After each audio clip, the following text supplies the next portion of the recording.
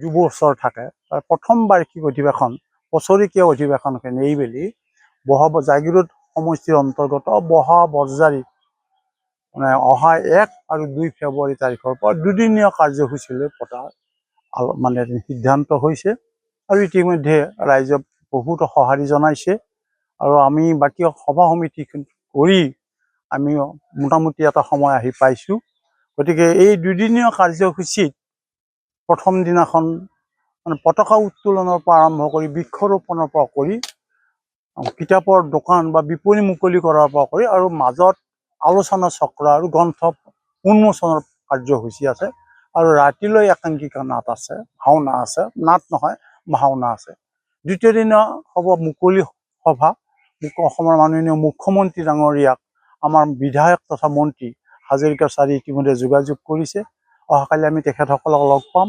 অহাকালি এটা ভাল তিথি আছে, শ্ৰী শ্ৰী দামোদৰ দেৱ আন্তৰ্জাতিক প্ৰেক্ষাগৃহটো মুখ্যমন্ত্ৰীয়ে কালি শংকৰদেৱ কলাক্ষেত্ৰত মুকলি কৰিব, আমাৰ ইয়াতো মাতিছে। গতিকে আমি তাতে সুযোগ এটা পাম আমি আশা কৰিছোঁ। আৰু ইয়াত বাহিৰেও অসমৰ দামোদৰী সম্প্ৰদায়ৰ যিসকল বৈষ্ণৱ সম্প্ৰদায়ৰ যিসকল বিজ্ঞ লোক আছে, যিসকল সত্ৰাধিকাৰ আছে, আমাৰ দামোদৰ সংঘত এটা ছাৰ্ভে মতে 65 লাখ দামোদৰীয়া লোক আছে অসমত, উজনিৰ পৰা নামনিলৈ কোচবিহাৰলৈকে ধৰি।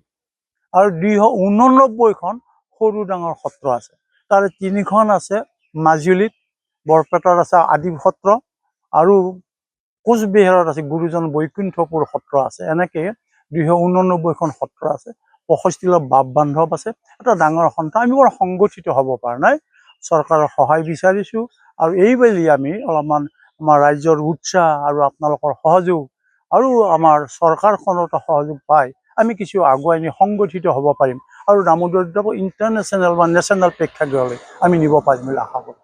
মই আপোনালোকক অনুৰোধ কৰিছোঁ এই গোটেই কথাখিনি আপোনালোকে আমাক সজোৰে প্ৰচাৰ কৰি আমাক সহযোগ কৰিব লাগে।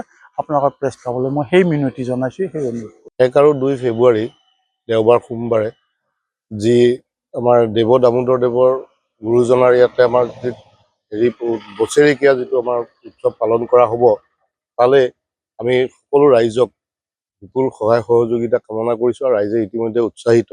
আৰু আমাৰ স্থানীয় বিধায়ক তথা সন্মানীয় কেবিনেট মন্ত্ৰী শ্ৰদ্ধাৰ পীযুষ হাজৰিকা ডাঙৰীয়াই যথেষ্ট সহায় সহযোগিতা আগবঢ়াইছে আৰু তেখেতে আমাক কথাও দিছে যে ইয়াত সম্পূৰ্ণ সহযোগিতা তেখেতৰ থাকিব।